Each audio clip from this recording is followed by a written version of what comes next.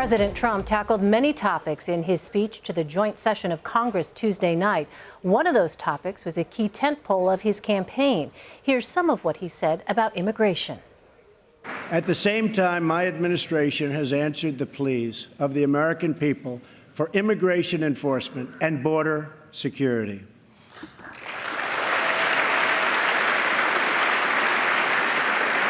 By finally enforcing our immigration laws, we will raise wages, help the unemployed, save billions and billions of dollars, and make our communities safer for everyone. And President Trump's take on immigration is receiving positive feedback. A new CBS News poll showed more people favored the president's plans for illegal immigration after his speech than before. Mark Krikorian is the executive director for the Center for Immigration Studies, and he joins me now from Washington. Mark, thanks so much for being with us. Thanks for having me. So your group says it has a pro-immigrant, low-immigration vision. Can you first of all just explain what that means? Well, we try to make the case for fewer immigrants, but a warmer welcome for those immigrants that we do accept, helping them assimilate and Americanize, avoiding guest worker programs that really are exploitative of foreign workers. So it's, fewer workers, fewer immigrants, and a warmer welcome for those that we take in. Let's turn to the president's remarks. He said that he believes that, quote, real and positive immigration reform is possible. I wonder, what is it that you hear in that statement? I hear a politician saying something that everyone can interpret in any way they want. I mean, that wasn't a presentation of any kind of program, really. I think that was, in some sense, that was almost really filler. It was the specifics that he was talking about that I think are more relevant, about not just restoring enforcement for purposes of public safety and national security, but I think the key thing that he said, and you heard it in that clip, he talked about it some more later, was that better immigration enforcement and changes in legal immigration rules will be good for American workers, especially those who are less skilled and are competing in construction and other areas with a very high level of immigrant labor that we are importing now, legally and illegally. I want to talk more about that in just a moment, but first I want to go back to the time ahead of his speech. The president told members of the media at a luncheon that, quote, the time is right for an immigration bill as long as there is compromise on both sides. There was much discussion about whether or not, before the speech, the president was signaling an openness to a path to legal status for undocumented immigrants with clean criminal records. No mention of it in the speech. What's your take on that?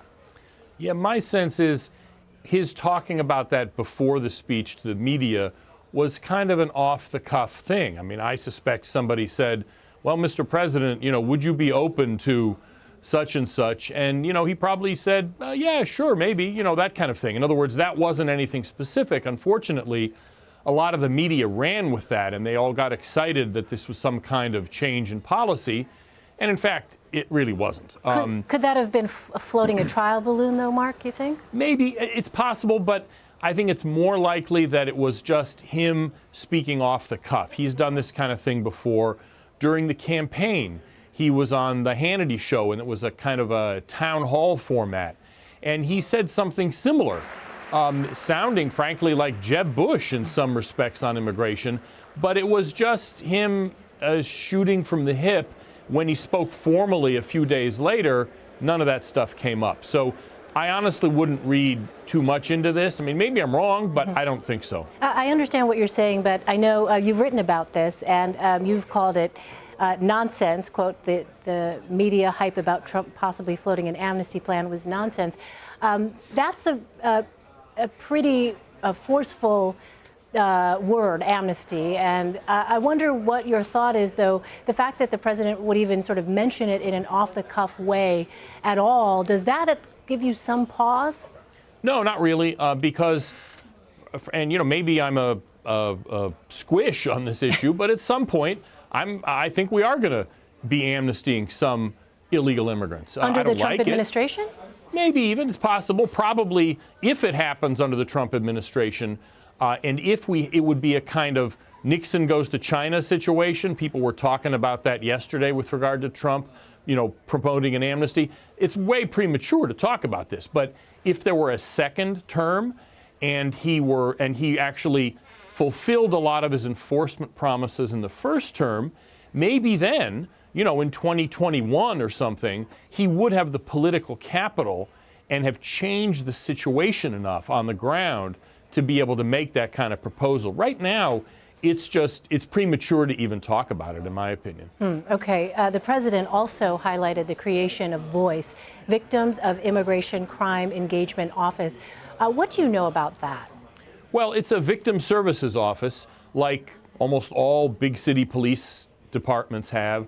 A lot of federal government agencies, the Bureau of Indian Affairs has a victim services office. So it's actually kind of surprising that they haven't had one up to now. And really, that was one of the things that helped the president when he was a candidate politically, is that these family members of people who had been killed, not just by illegal immigrants, but by illegal immigrants that the government had in its custody and then let go, that no politician had ever sat down with those family members and just listened to their stories. No one had ever done it before Trump. Shame on them. And this is kind of an outgrowth of that. Several of the people in the gallery that he had invited. One of them was Jamil Shaw, whose son, Jamil Shaw III, I think was the son, was murdered by a gang member who was not just an illegal alien, but an illegal alien that LA police let go because of their sanctuary policy. That's the key.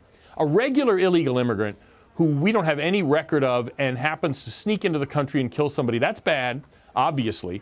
And the government has a kind of tenuous, indirect responsibility for that. But when they have an illegal immigrant in their hands, know he's an illegal immigrant, and then let him go instead of deporting him, the crimes that person commits really are the government's responsibility.